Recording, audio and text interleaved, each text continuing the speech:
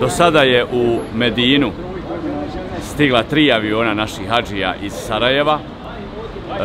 Stigli su hadžije Bihaćkog muftijstva, dio hadžija Sarajevskog i dio hadžija Zeničkog muftijstva. Svi su smješteni u hotel. Obišli su već poslanikovu džamiju. Ovog trenutka se pripremaju za džumu namaz. Naravno, očekujemo da i idući avioni lete po planu i da bude sve onako kako je, ako Bog da, planirano.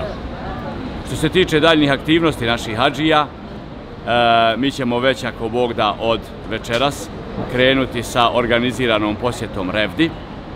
Pripremamo se za zijarete, odnosno obilazak Uhuda, Kibletejna i Mesdžidul Kuba. I naravno, kako koja grupa bude pristizala, mi ćemo tako i organizirati ove naše aktivnosti. Uglavnom, sve za sad protiče bez ikakvih problema. Ovo što možemo vidjeti ovdje, hadžije su zadovoljne, sa smještajem su zadovoljne, sa svim onim što su ovdje zatekli, prilično je sve u funkciji i sve ide po planu, ako